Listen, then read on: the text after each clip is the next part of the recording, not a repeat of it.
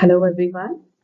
आज का current affairs session जो है वो एक और कदम है उस सफर में जहां हम फैक्ट्स से ज्यादा समझ पे फोकस करते हैं। यूपीएससी सिर्फ याद रखने का गेम नहीं है, it's about seeing the invisible links between issues. आज के टॉपिक्स भी कुछ ऐसे ही हैं, चाहे कुछ ऑटोनोमस सैटेलाइट्स की बात हो या स्कूल्स में शुगर बोर्ड्स लगाने की बात हो या फिर मॉनसून और मेड इन जूलियन ऑसिलेशन की बात हो, ये सारे इंटरलिंक्ड होते हैं। एंड आज हम एक्सप्लोर करेंगे ये जो आउटर स्पेस के लीगल लूपहोल्स हैं उनके बारे में, हीट रेजिलियंस के बारे में, जो उनके शैडो में मॉनसून के शैडो में कैसे परफॉर्म कर रहा है, न्यूट्रिशन एंड हेल्थ पॉलिसी पर एक बार नजर डालेंगे।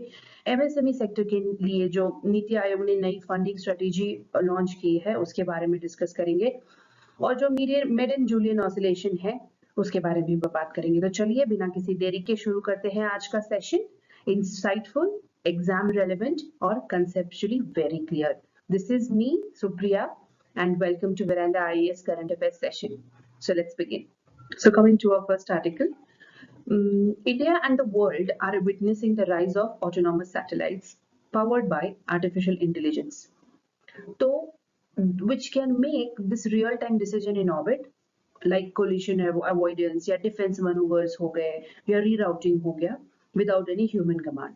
Now here's the issue, जो international space law होते हैं like the outer space treaty हो गई या कोई liability convention हो गया जो 1972 में था, वो ये बात करते हैं, वो ये बोलते हैं कि ये बनाए इसलिए गए थे where at a time when satellites were manually operated and run by governments, तो ये सारे रूल्स उस पे अप्लाई होते थे। Today's AI powered system are self operating, owned by private players and far more unpredictable. So इससे क्या हो रहा है, एक लीगल वैक्यूम तैयार हो गया। If an autonomous satellite causes an accident or misjudges a military situation, then who is responsible for this? The programmer, the state or the machine? तो ये एक लीगल डिलेमा नहीं है, it's a new strategic challenge in space diplomacy और liability and warfare में भी। आप देखोगे ये जो आउटर स्पेस ट्रीटी है 1967 की, that declares space as a peaceful domain, prohibits weaponization in that. If we talk about the liability convention that happened in 1972, it fixes the responsibility of damage caused by space object. Why it is outdated now? Because these laws were never designed to handle non-state actors and autonomous decision making AI system back then. Space का जो landscape है वो बहुत ही dramatically change हो गया है। आज के जो सैटेलाइट्स सिर्फ डेटा भेजने के लिए नहीं होते, बल्कि बहुत ही इंपॉर्टेंट डिसीजंस लेने के लिए भी तैयार किए जाते हैं, और वो भी रियल टाइम बिना ह्यूमन इंटरवेंशन के। तो ये एक बहुत ही ऑटोनोमस एरा है बोल सकते हो आप सैटेलाइट्स का।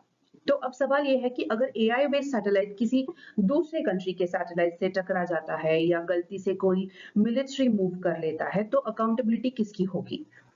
Is it the company that coded it would be responsible, or the country that launched it would be impossible, और कोई भी नहीं होगा? But that doesn't make sense. So जो international space laws हैं, जैसे ये जो treaties हैं, एक एक टाइम में बनाए गए थे जब सैटेलाइट सिर्फ गवर्नमेंट ऑपरेटेड होता था, पर अब जब प्राइवेट फर्म्स भी पिक्चर में है, एआई यूज होता है, मशीन ऑटोनॉमी होती है, तो लीगल फ्रेमवर्क भी हमें उसी तरह से चेंज करना होगा। तो ये एक पॉलिसी लेवल लूपहोल है जो सिर्फ स्पेस टेक से नहीं, जियोपॉलिटिक्स और सिक्योरिटी के एंगल से भी बहुत जरूरी है। तो as us like UPSC aspirants के लिए एक बहुत ही इमर्जेंट टॉपिक है। इसके अंडर साइंस एंड टेक या इंटरनेशनल लॉज या एथिकल अकाउंटेबिलिटी में हम इसको रिलेट कर सकते हैं। तो this is all the article about. Let's try and understand it better. So now let's try and understand what is autonomous satellite. Autonomous satellites are the next evolution in the space technology. These are AI-enabled satellites that no longer just passively orbit Earth; they perform functions on their own. यहाँ पे अगर हम break down करेंगे तो independent movement की बात करते हैं। Satellites जो है, they can navigate, inspect, and even avoid the collision without real-time human interruptions. If you talk about self repair and diagnostics की बात करेंगे तो ये जो सैटेलाइट्स होते हैं, they detect malfunctions and initiates on orbit repairs, reducing the dependency on the ground support. तो ये जो threat identification की बात करें, the third one, some are being designed for autonomous threat detection and retaliation as well. particularly जो military settings होते हैं उसके जैसे. If one satellite mistakes another as a hostile and takes evasive or aggressive action, so who is going to bear the accountability? That's the heart of the global concern here. When decisions are made by AI, where does responsibility lie in the event of an error, the conflict itself, or the international tension? आप समझ रहे हैं ना कि हम किसी level के technology shift की बात कर रहे हैं. ये जो ऑटोनॉमस सैटेलाइट है, ये सिर्फ डेटा ट्रांसमिट करने वाला सिग्नल रिपीटर्स नहीं है, बल्कि ये एक इंटेलिजेंट मशीन बन चुके हैं जो ऑर्बिट में अपने आप डिसीजन ले सकते हैं. जैसे कि एग्जाम्पल के तौर पे अगर अगर स्पेस में कोई सैटेलाइट पास कर रहा है दूसरे सैटेलाइट से, और जो हमारा सैटेलाइट है उसे कोलाइड होने का चांस फील कर रहा है, तो बिना ह्यूमन इनपुट के वो अपनी पोजीशन एडजस्ट कर लेगा. तो अगर कोई टेक्निकल फॉल्ट हो जाए तो ये सिस्टम खुद से डायग्नोस और रिपेयर करने की कैपेबिलिटी रखता है. सबसे सेंसिटिव फीचर इसका ये है कि अगर थ्रेट आइडेंटिफाई करने के चक्कर में अगर अगर जिसमें एआई जज करेगा कि सामने वाला ऑब्जेक्ट दुश्मन है या नहीं. अब सोचिए अगर गलत डिसीजन हो गया, सैटेलाइट ने एक सिविलियन सैटेलाइट को हॉस्टाइल मान लिया और रिटालिएट कर दिया, तो जवाब ये रिस्पॉन्सिबिलिटी किसकी होगी? That is the main concern. यही एक एथिकल, स्ट्रेटेजिक और लीगल डायलेमा बन चुका है जो इस टेक्नोलॉजी के साथ आ रहा है. एग्जाम पॉइंट ऑफ व्यू से अगर देखोगे आप, तो ये एथिक्स में रिस्पॉन्सिबिलिटी ऑफ मशीन जैसे थीम को बहुत अच्छे से रिलेट करता है. Technology in security and warfare या उनके चैलेंजेस या कोई इवॉल्विंग फ्रेमवर्क्स होते हैं फॉर एआई गवर्नेंस, ऐसे सारे थीम्स में इट इज एप्लीकेबल. तो अब हम जानने की कोशिश करते हैं कि इसका लीगल वैक्यूम कैसे हो रहा है. ऑटोनॉमस सैटेलाइट्स होते हैं, दे बिकम मोर केपेबल, लेकिन लीगल फ्रेमवर्क जो है are lagging behind. If you talk about the liability gaps, तो under article 7 of the outer space treaty, countries are held liable for the damage caused by the space objects.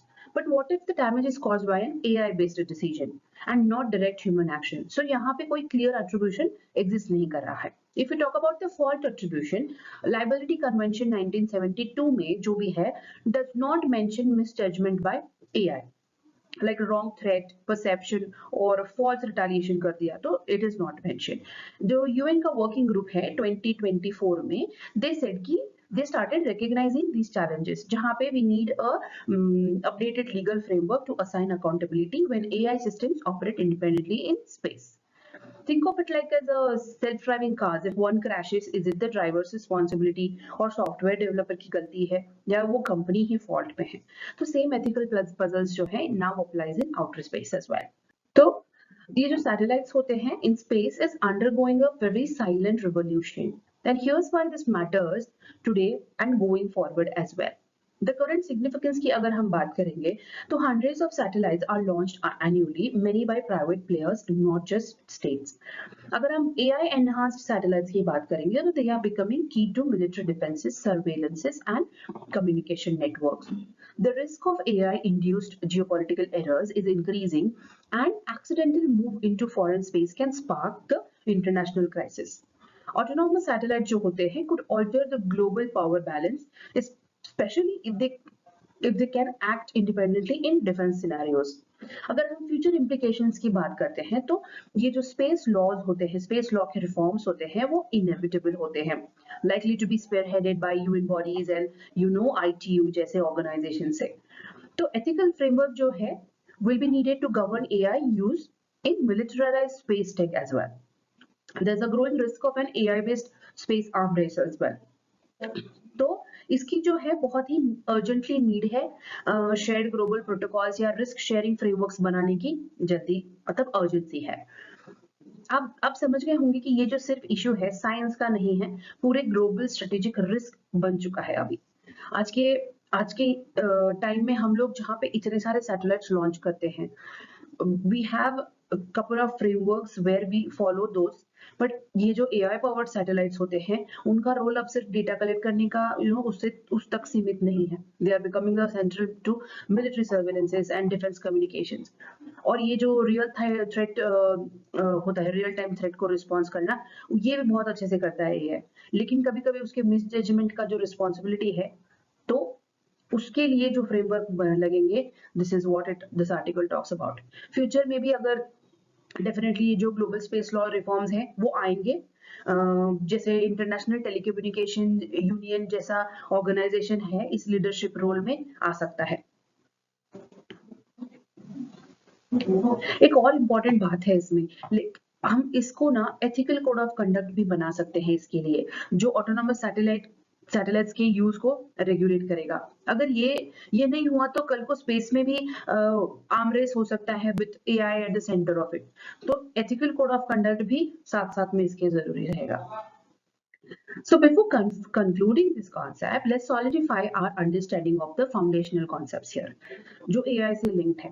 अगर outer space treaty की बात करें जो 1967 में हुआ था, it prohibits the placement of weapons of mass destructions in orbit and promotes space as a peaceful domain. Weapons of mass destruction. अगर हम बात करें बट वो लैक करता है provisions for AI and autonomous system के फ्रेमवर्क में। If you talk about the liability convention जो 1972 की ईयर में था, this makes countries liable for the damages caused by there space objects, but again it assumes human control, not autonomous decision by machines. If we talk about the autonomy versus automation, automation is when a machine follows pre-programmed instructions, and autonomy की बात करें तो it means the system makes decision on its own, very dynamic, very adaptive and often unpredictable भी। अगर हम AI hallucination की बात करें तो this term refers to an AI system means interpreting data, like wrongly identifying a friendly satellite as a threat and initiating a maneuver. So in the context of space, this could lead to unintended conflict or collision. इससे बहुत unrest भी create हो जाएगा दोनों countries में जिसके साथ ये हुआ है। It would create misunderstanding etc. So we have to soon follow or form certain code of conducts here.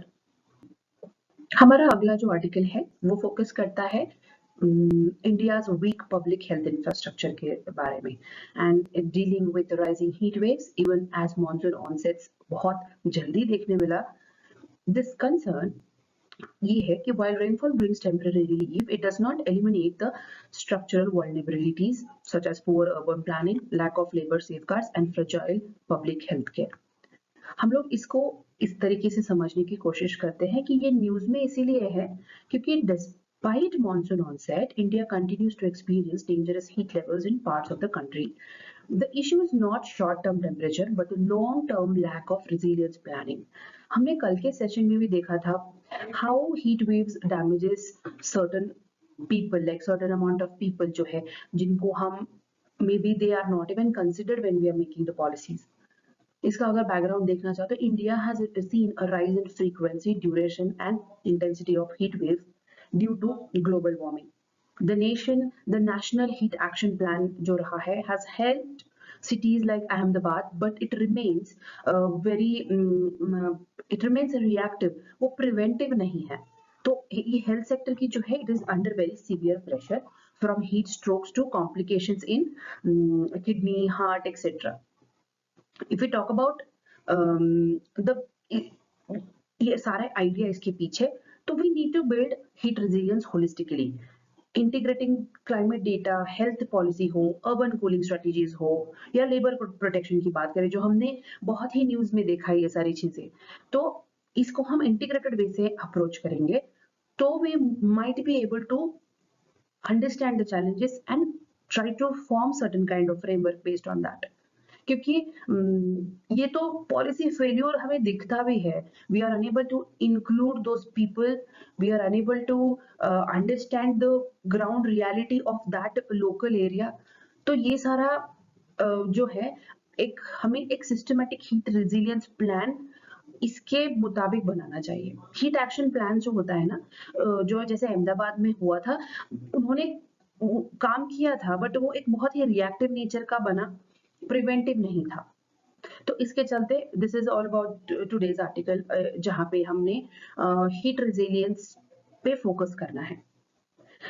आप देखोगे सोल्यूशन जो है lies not in waiting for rain और जब हम उसको रिएक्ट करेंगे, it always is about the prevention.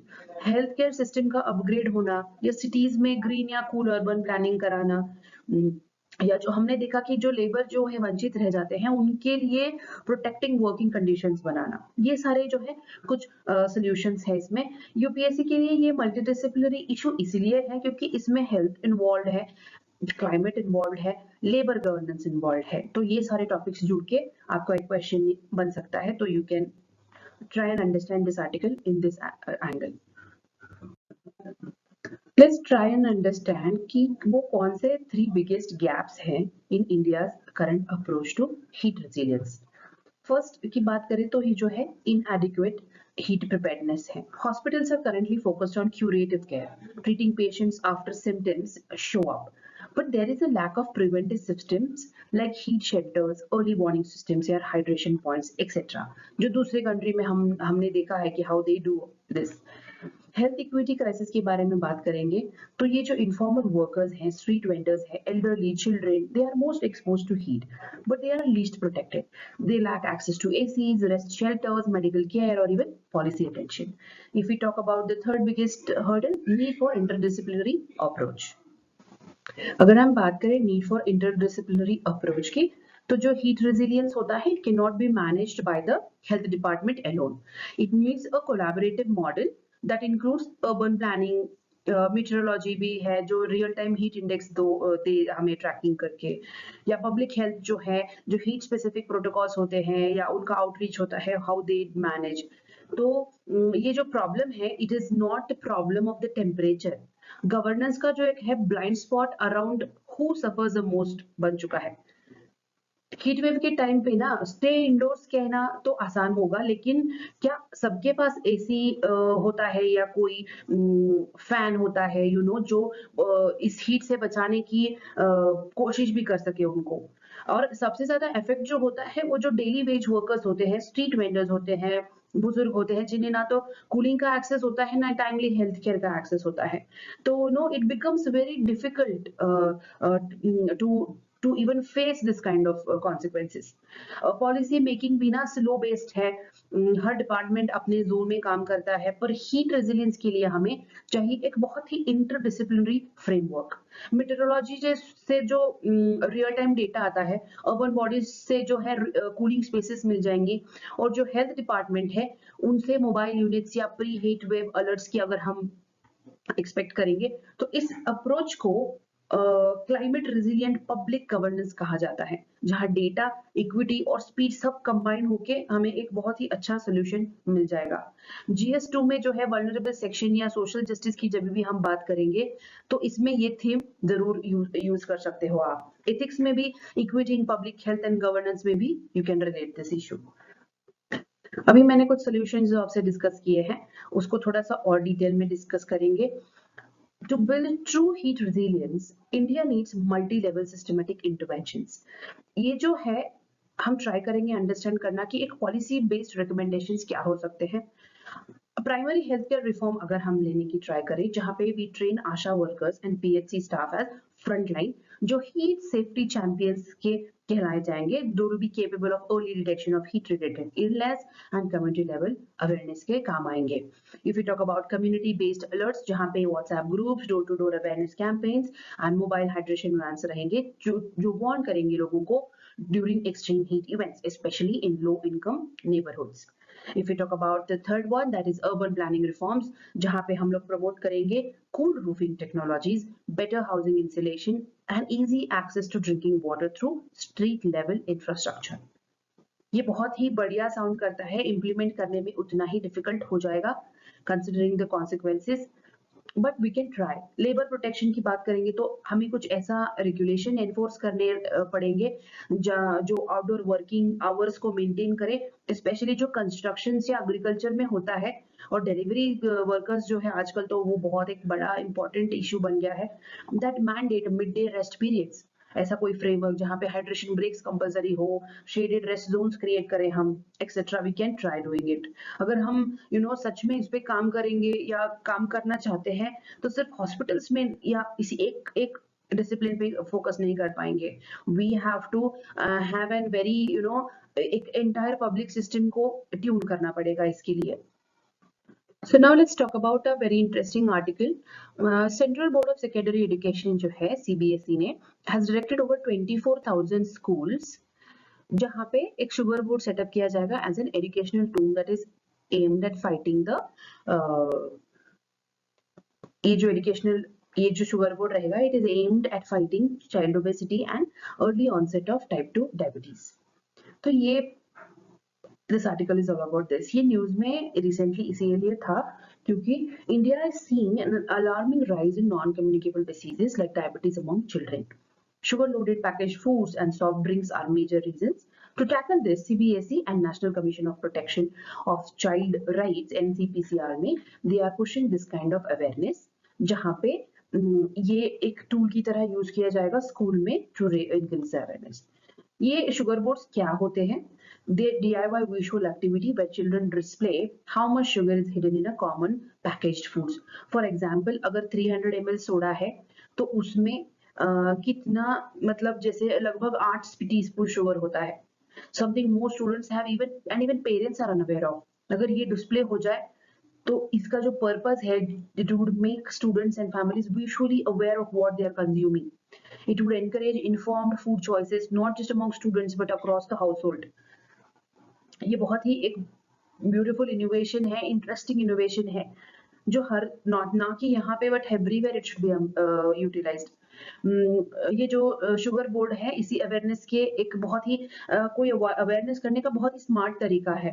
CBSE ने डायरेक्ट किया है कि हर स्कूल एक डीआईवाई बोर्ड बनाएगा जिसमें स्टूडेंट्स खुद लिख कर आएंगे कि हर मतलब कोई पर्टिकुलर फूड में कितना शुगर मौजूद होता है। ये एक्टिविटी साइंस प्रोजेक्ट से भी कहीं बढ़कर एक बिहेवियरल इंटरवेंशन है जो विजुअल अवेयरनेस क्रिएट करेगा among students and the households. So it is a very beautiful initiative. ये जो हम बोर्ड या ऐसे कोई एक्टिविटीज करते हैं, इनका जो बच्चों के ऊपर असर होगा, उसका इफेक्ट वो दिमाग में डायरेक्टली रजिस्टर हो जाएगा उनके। और ये सिर्फ न्यूट्रिशन का इशू नहीं है ना, ये पब्लिक हेल्थ और एक लॉन्ग टर्म बिहेवियरल चेंज का इशू है। और अगर हम उनके फाउंडेशन से ही उनको इतना एजुकेट करेंगे हेल्थ के वाइज भी, तो they would definitely become very conscious in future. we would be able to handle this kind of जो diseases होते हैं टाइप 2 डायबिटीज या एक्सेट्रा, वो हम ग्रास रूट लेवल से हैंडल करना सीख जाएंगे तभी। This point underscores the urgent health rationale behind sugar boards in school. Let's look at the data that justifies the initiative. अगर हम की स्टैट्स की बात करेंगे, जो डायबिटीज रैंकिंग है, India has the second highest number of type 2 diabetic children in the world, only behind China. Daily calories की बात करेंगे तो जो एज 4 to 10 के बच्चे हैं, for young children 13% of their daily calorie intake is from sugar. Mostly जो है स्नैक्स और ड्रिंक्स में हिडन होता है। अगर हम टीन शुगर इनटेक की बात करेंगे जो 11 to 18 इयर्स के बीच वालों के एज में होता है, for adults the number is even higher, 15% of daily calories come from sugar. WHO के रिकमेंडेशन के अनुसार it suggest no more than 5% of daily calories should come from sugar. तो ये जो मिसमैच है between what is recommended and what is consumed calls for an very immediate serious intervention, especially at the school level where lifelong food habits are shaped. So imagine how beautifully we can educate them, make them understand the importance, and then we can see the effect, we can see the magic happening. अगर हम बात करेंगे FSSAI की, जो food safety and standard authority of India है, it plays a very crucial role in shaping India's nutrition and food safety landscape. This slide explains its efforts and gaps in regulating sugar consumption. So let's try and understand this. Key regulatory points को देखते हैं। HFSS definition. ये जो food security standards होते हैं, high fat, sugar and salt foods which will help flag ultra processed and unhealthy unhealthy food habits जो हैं उनको आइडेंटिफाई करते हैं। दे टॉक अबाउट उनकी तरफ वर्क करते हैं जहां पे स्कूल जैसे एनवायरनमेंट में क्या इसका रोल है ये सारे फूड आइटम्स का। If you talk about the WHO guidelines, children जो है उन्होंने 25 ग्राम से भी कम शुगर पर डे होना चाहिए, and for food to be labeled as low sugar it has to have at least less than 5 grams of sugar per 100 grams. School के meals की बात करें तो India definitely lakhs clear cut off कितना use होना चाहिए। ये जो HFSS कंटेंट होते हैं मिड डे मील्स में, उनका पोर्शन कितना होना चाहिए प्राइवेट कैंटीन्स की भी बात कर लो, वहां पे भी कोई कंट्रोल नहीं है। तो ये जो गैप है, उनका डायरेक्ट असर हमारे बच्चों के डाइटरी हैबिट्स पे होता है। अगर हम बात करें हेल्दी स्टार रेटिंग की, तो India is currently working on a front of pack labeling system, जैसे ऑस्ट्रेलिया में होता था, होता है, जहाँ पे to help buyers, it would help buyers make better nutritional choices at a glance. जो पीछे छोटे छोटे अक्षरों में लिखा होता है, उससे अगर हम कोई ऑस्ट्रेलियन मॉडल जैसा भी मॉडल लाते हैं, तो it would show a lot of impact when we are buying it. जो हमारी फूड स्टैंडर्ड रेगुलेटरी अथॉरिटी है, it also agrees that Indian dietary cutoff should be stricter due to our genetic risk of diabetes and heart diseases. तो overall हमारे ये जो HFSS foods होते हैं, इनका जो प्रॉपर डेफिनेशन है वो बनाना भी बहुत जरूरी है, क्योंकि कैंटीन्स में या स्कूल के मील्स में they wouldn't have a standards to compare with. So if we give them that, maybe we can have a control over it. हमें जेनेटिक लेवल पे भी इंडियंस में इंसुलिन रेजिस्टेंस और हार्ट इश्यूज का risk वैसे भी ज्यादा होता है, तो ये जो नॉर्म्स आएंगे थोड़े स्ट्रिक्टर रहेंगे तो हमारे लिए भी बहुत इंपॉर्टेंट बन जाएगा। अभी GS2 के ये FSSI जो है, रूल ऑफ रेगुलेटर्स क्या होता है पब्लिक हेल्थ न्यूट्रिशन पॉलिसी में, it becomes important, and preventive health care जो GS3 में है, it becomes important there as well. So our next article is about NITI Aayog. उन्होंने एक रिपोर्ट रिलीज की है, एक प्रपोजल रिलीज किया है titled Designing a Policy for Medium Enterprises. This highlights a long-standing gap in India's MSME policy framework. News में इसीलिए है क्योंकि the report points out that medium-sized enterprises जो होते हैं, they face the highest capital costs among all the categories, higher than even smaller firms. So yet it receives the least policy attention. To address this, NITI Aayog ने बोला कि it has recommended a concessional loan scheme for medium enterprises to ensure कि उनका कुछ affordable credit मिले, उनको एक level playing field with large firms का एक हम बना के दे उनको, या inclusion in public policy initiatives बहुत इंपॉर्टेंटली वो मिल जाए जो ये मीडियम साइज्ड कंपनीज होते हैं। अगर हम बात करें यूनियन साइज ये जो मीडियम साइज कंपनीज होते हैं, तो according to the union budget 2025 उन्होंने रिवाइज किया है इसको। ओल्ड डेफिनेशन जो था ना, तो वो था टर्नओवर जिसकी 50 से 250 करोड़ के बीच में हो और इन्वेस्टमेंट 10 से 50 करोड़ का हो। पोस्ट अप्रैल 2025 जो है, उनका टर्नओवर उन्होंने बोला है 100 to 500 करोड़ होना चाहिए और इन्वेस्टमेंट बिटवीन 25 to 125 CR होनी चाहिए। तो this widened the ME category, helping bring more firms under formal credit and policy coverage. Bharat का जो ये MSME सेक्टर है, उसको हम अक्सर एक ब्लॉक के रूप में देखते हैं, लेकिन मीडियम एंटरप्राइजेस काफी अलग चैलेंजेस फेस करता है। स्मॉल फर्म्स के लिए पॉलिसी स्कीम्स हमेशा रेडी होती है, मुद्रा लोन्स हो गए, क्रेडिट गारंटी स्कीम हो गई, तो ये सारे स्मॉल के लिए है। लार्ज फर्म के लिए तो ऑलरेडी कैपिटल होता ही है, उनके लिए वो एक्सेस बहुत इजी होता है, लेकिन ये जो मिडिल साइज होता है वो मिसिंग मिडिल बन जाता है, जिनके पास स्केल तो है लेकिन अफोर्डेबल क्रेडिट नहीं है। तो ये नीति आयोग का जो कंसेशनल लोन स्कीम इंट्रोड्यूस किया है उन्होंने, लेट्स सी कि कैसे मदद करेगा उनको रिवाइवल के लिए। और ये जो रिवाइज्ड MSME मीडियम साइज, उनका जो रिवाइज्ड डेफिनेशन है वो भी आप याद रखिएगा। So let's now go through कि क्या इंपॉर्टेंट प्रपोजल्स दिए हैं। ये एक पॉलिसी सपोर्ट है मीडियम एंटरप्राइजेस के लिए। तो ये जो कैटेगरी है, it is often squeeze between small and large corporation, जैसे अभी हमने पिछले स्लाइड में देखा। तो लेट्स ट्राई एंड अंडरस्टैंड कि उन्होंने क्या प्रपोज किया है। ये जो कंसेशनल लोन स्कीम प्रपोज की है, उसमें क्या है, वो operated under MSME ministry and this would provide up to 25 crore का लोन। बात करेंगे डेडिकेटेड क्रेडिट विंडो की, तो जो पॉलिसी सजेस्ट करता है reserving 25 to 30% of funding under the self reliant India fund for medium enterprises. This aims to ensure targeted capital access which mostly medium enterprises को lack होता है। अगर R&D की बात करें तो the proposal emphasizes cluster based R&D labs and quality testing infrastructures to improve export competitiveness, जो India के MSMEs में देखा गया है, मच लाइक जो यूरोपियन यूनियन की इनोवेशन क्लस्टर्स होते हैं उनके जैसा। तो अभी जो उनका एक रेशियो है SRI में, वो थोड़ा बढ़ाने की बात हो रही है टेक्निकली।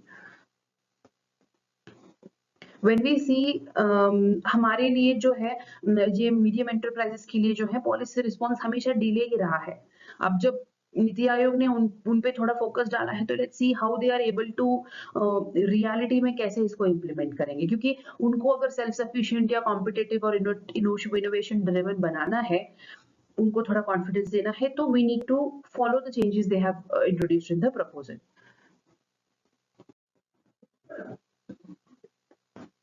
ये जो की एडवांटेजेस है मीडियम एंटरप्राइजेस के, लेट्स ट्राई कि इन पे फोकस क्यों बना हुआ है। अनएम्प्लॉयमेंट पर यूनिट की अगर आप ये ग्राफ देखोगे तो यहाँ पे मीडियम एंटरप्राइजेस जो है significantly more jobs per unit than micro enterprises create करते हैं। Despite this they receive very less credit and policy support. अगर हम बात करेंगे क्रेडिट प्रायोरिटीज की भी, तो micro enterprises often benefit from the targeted schemes like Mudra हो, बट जो मीडियम एंटरप्राइजेस होते हैं they lack visibility in credit distribution etcetera, तो उनको एक्सेस ही नहीं मिलता उनके लिए, और फाइनेंशियल असिस्टेंस फ्रेमवर्क भी उनके लिए कुछ खास नहीं है। If you talk about the R&D as well, तो उसमें भी मीडियम एंटरप्राइजेस जो है have more capacity for research than micro units, but they remain under funded and in India's innovation ecosystem वो कहीं पीछे रह जाते हैं। यहाँ पे अगर आप चैलेंजेस की बारे में बात करेंगे तो वो हाई कॉस्ट ऑफ फाइनेंस होता है, लैक ऑफ R&D और एक्सपोर्ट इंफ्रास्ट्रक्चर की वजह से, या difficulty in meeting international certification norms, weak skill linkages that results in lower formal employment. ये सारे चैलेंजेस जो है मीडियम एंटरप्राइजेस फेस करते हैं।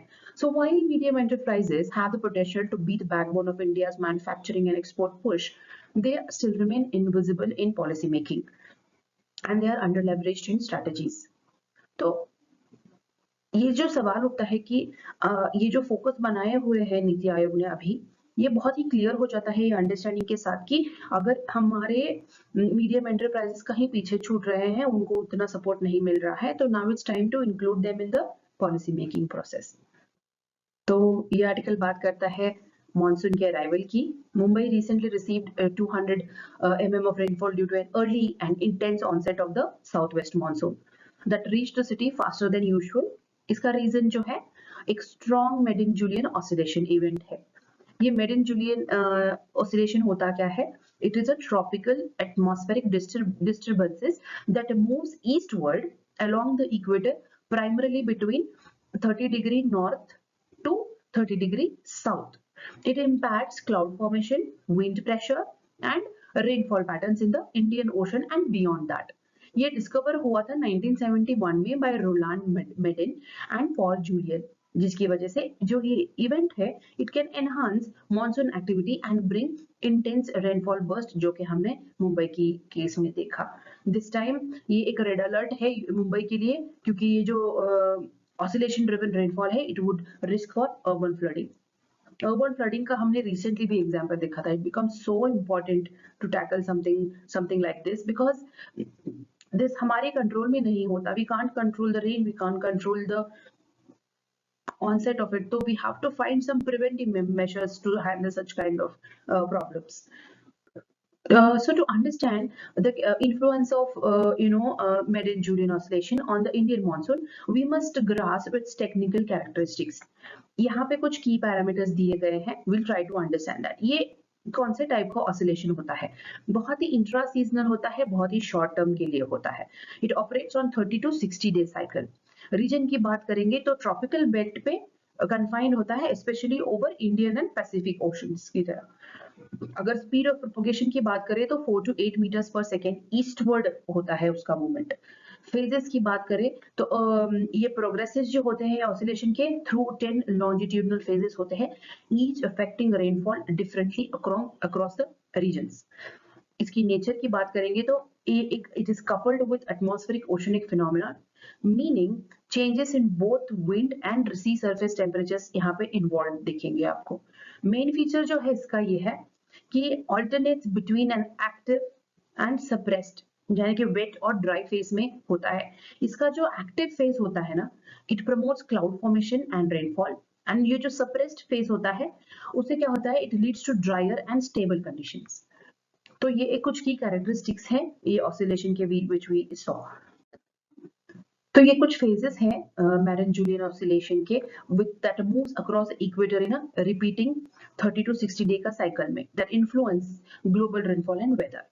यहाँ पे जो है 8 लॉन्गिट्यूडनल फेजेस होते हैं which tell us where the oscillation is active and how it will impact weather pattern in that region। तो एक फेजेस का डिस्क्रिप्शन यहाँ पे है। Let's try to see that। Phase 1 और 2 में होता है western and central Indian ocean, highly favourable for Indian monsoon strengthening के लिए। तो फेज 2 में देखेंगे तो यहाँ पे सेकेंडली फेज 3 जो है उसमें क्या होता है, ईस्टर्न इंडियन ओशन में it continues to support rainfall all over India, इसकी वजह से जहाँ पे ये मौजूद होता है थर्ड में। फेज 4 में क्या होता है, जो मैरीटाइम कॉन्टिनेंट है, इंडोनेशिया मलेशिया जैसे एरिया होते हैं, वो एक ट्रांजिशनल जोन बन जाते हैं, लेकिन यहाँ पे भी वो कन्वेक्शन को एनहांस करता है। If you talk about phase 5 and 6, जहां पे वेस्टर्न पैसिफिक में एरिया की बात करें तो it moves away from India, that impacts on Indian monsoon, जिसकी वजह से रिड्यूस हो जाता है जब वो मूवमेंट करता है वेस्टर्न पैसिफिक की तरफ। अगर हम 7 और 8 की बात करेंगे तो सेंट्रल और ईस्टर्न पैसिफिक रीजन जो है उसमें ये होता है कि ये सप्रेस हो जाता है इंडियन रेनफॉल, बहुत ही लेस फेवरेबल मॉनसून के लिए बहुत ही लेस फेवरेबल एक्टिविटी रहेगी। तो हमने देखा 2, 3 और 4 में जो है ये फेज में जब ऑसिलेशन होता है ये बहुत सपोर्ट करता है रेनफॉल को। हमारे इंडियन सबकॉन्टिनेंट की रीजन की बात करेंगे तो हमने अभी ये देखा। तो इसका जो ये जो इफेक्ट्स होते हैं वो चेंज होते रहते हैं according to the phase the oscillation is in. अगर फेवरेबल हुआ हमारे रीजन के लिए तो it's well and good, but उसके साथ साथ जो हमें नेचुरल या मैन इंड्यूस्ड कुछ चैलेंजेस देखने को मिलेंगे, तो it becomes very important to monitor. तो जो आईएमडी करता है, क्योंकि ये जो ऑसिलेशन है कौन से फेज में है, ताकि अगर मॉनसून को फोरकास्ट भी करना है तो वो एक प्रॉपर और रियल डेटा को फोरकास्ट कर पाए। अभी मैं आपको बोल रही थी कि इसका जो है ड्यूअल रोल है ये ऑसिलेशन का, या तो ये एनहांस करेगा या तो सप्रेस करेगा हमारे रेनफॉल को हमारे सब कॉन्टिनेंट के रीजन में। तो इंडिया का मानसून जो है इसके पॉजिटिव फेज में बहुत डिपेंड करता है। जैसे अगर इसका पॉजिटिव इफेक्ट देखेंगे तो ये क्या करता है, it enhances the convection, cloud formation भी होता है जिसके चलते हमें रेनफॉल मिल जाता है। It aids in early monsoon onset and reviews, वो बहुत ही एक मानसून ब्रेक पीरियड जो होता है उसको अच्छी तरीके से रिवाइव करता है। It strengthens the low pressure systems over Bay of Bengal and Arabian सी।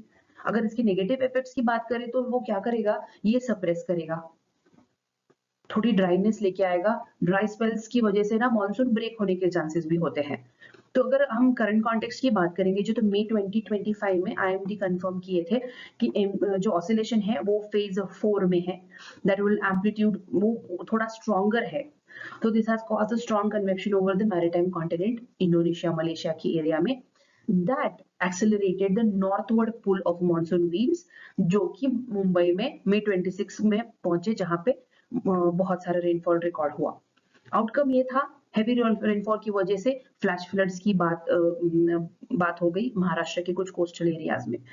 तो ये जो है एक बहुत ही प्यारा गुड एग्जाम्पल है जहाँ पे हमने देखा कि जो फेज 4 में या ऐसे कोई इंपॉर्टेंट फेज में अगर जो ऑसिलेशन चला जाएगा तो हमारे लिए हमारे मानसून के लिए एक रैपिड पुश मिल जाएगा प्रोग्रेशन करने के लिए अक्रॉस द सब कॉन्टिनेंट।